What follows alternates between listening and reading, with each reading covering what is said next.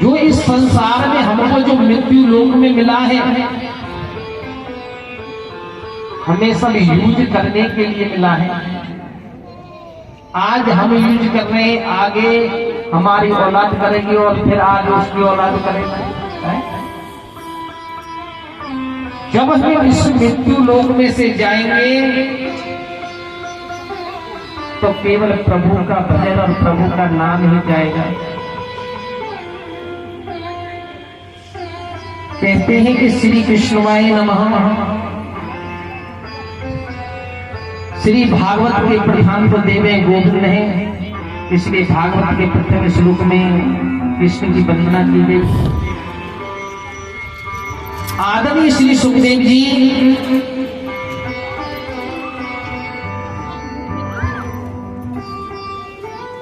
जन्म लेते ही संन्यास ग्रहण कर लिया।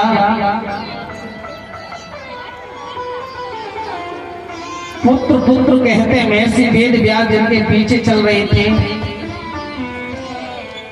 ऐसे सर्वभूत हृदय श्री सुखदेव जी के चरणों में हम बार बार वंदन करते हैं, कोटि कोटि प्रणाम करते हैं। बोलिए श्री सुखदेव जी महाराज की जय।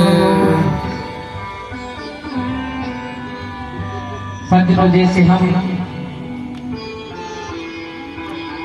इस पवित्र भूमि पर बैठ करके भागवत सुनने के लिए एकत्रित हुए हैं, इकट्ठे हुए हैं, परम शांति का स्थान जिसे हम नेम सारण क्षेत्र कहते हैं। आइए हम नेम सारण क्षेत्र में चलें।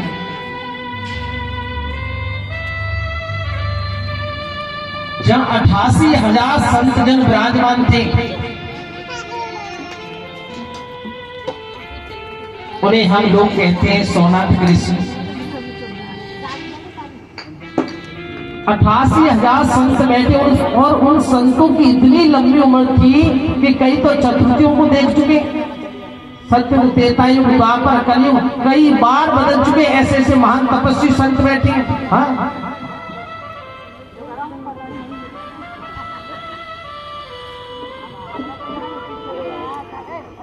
एक बार संत प्रातः उठ करके नित्य कर्म से पूजा अर्चना स्नान करके बैठे थे। बस उन संतों की मंडली में श्री सूत जी का आगमन हुआ। कहते हैं कि श्री सूत जी महर्षि वेद व्यास के परम शिष्य थे। सूत जी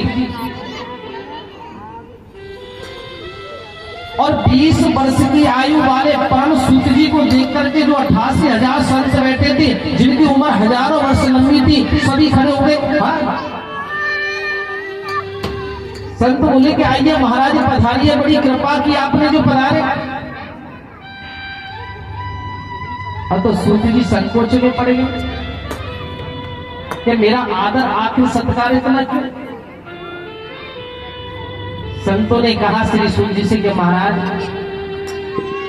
धन बिरदा बल बिरदा आयु तेज ते सर्वत्र ज्ञान किंकरा किंकरा शिष्य किंकरा। संतों ने कहा कि महाराज आप उम्र में छोटे हैं तो क्या हुआ। कोई बल में बड़ा होता है, कोई आयु में बड़ा होता है, कोई कदाचित धन में बड़ा होता है। संतों ने कहा कि महाराज जो ज्ञान में बड़े होते वो सबसे बड़े होते हैं।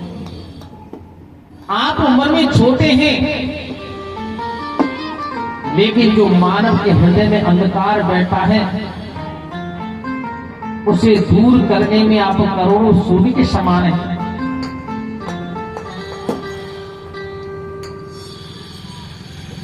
संतों ने श्री सूजी से यही पूछा कि महाराज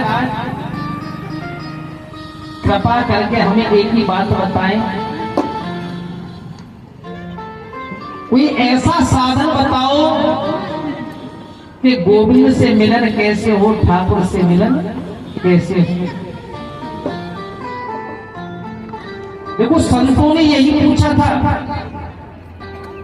संत हो, ब्राह्मण हो, विद्वान हो, उनके पास में जाकर के कभी व्यक्ति के प्रश्न मत करो। संत महात्मा और विद्वानों के पास जाकर के एक ही प्रश्न करो कि ठाकुर से मिलन कैसे हो, गोविंद से मिलन कैसे हो। ऐसा साधन बताओ। हाँ,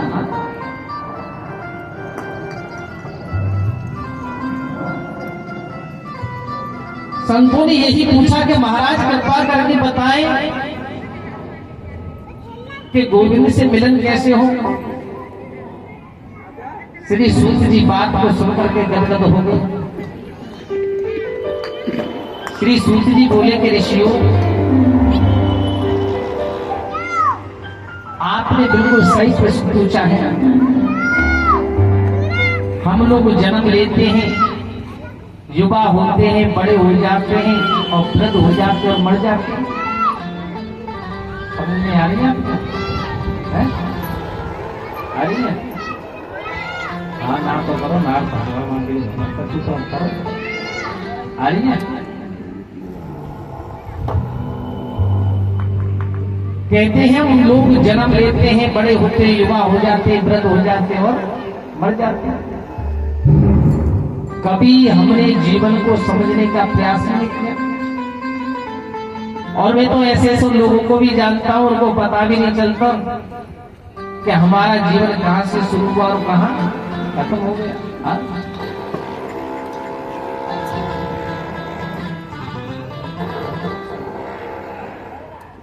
श्री सूत जी कहते हैं ऋषियों, देखो हमारा जीवन क्या है। मान लो कि हम एक कमरे में पड़े हैं, अकेले एक कमरे में पड़े हैं। इसी कमरे में 9 बजे हमने सोचना विचारना किया, सोचने लगे कि बहुत दिन हो गए व्यापार करते करते कुछ नया करता हूं। मन बोला कि क्या करोगे तुम? मन बोला कि क्या करोगे तुम? कि जो हाईवे के बगल में जमीन पड़ी है उसे खरीद लेता हूं। मन बोला कि फिर उसमें एक फैक्ट्री लगाएंगे। मन बोला कि फिर क्या करोगे? फिर 200-400 लोग हमारे नीचे काम करेंगे, हमारा धनियों में नाम होगा। कमरे में अकेले पड़े हैं, सोच रहे हैं और फिर मन कहता है कि क्या करोगे? 9 बजे हमने सोचना विचारना शुरू किया और 10 बजे हार्ट फेल हो गया है? तो सोचना विचारना कहते हैं कि जीवन को सुधार नहीं पाए, लेकिन मृत्यु को सुधार लो। किसको सुधार लो? किसे सुधार लो? मृत्यु को। अब मृत्यु कैसे सुधरेगी? कहते हैं कि जो ये कलयुग चल रहा है, कलयुग चल रहा है, इसकी उम्र 4,32,000 वर्ष का कलयुग है। 5,127वीं वर्ष चल रही है इस कलयुग को। कितनी? 5,127वीं वर्ष। अभी तो इतना सा निकला है।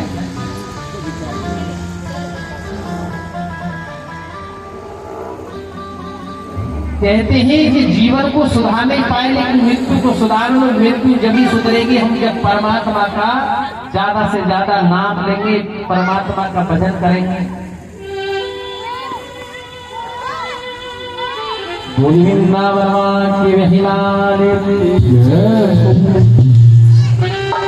हो तेरी जिंदगी धोखा दे जाएगी, तू कर ले भजन हरि को।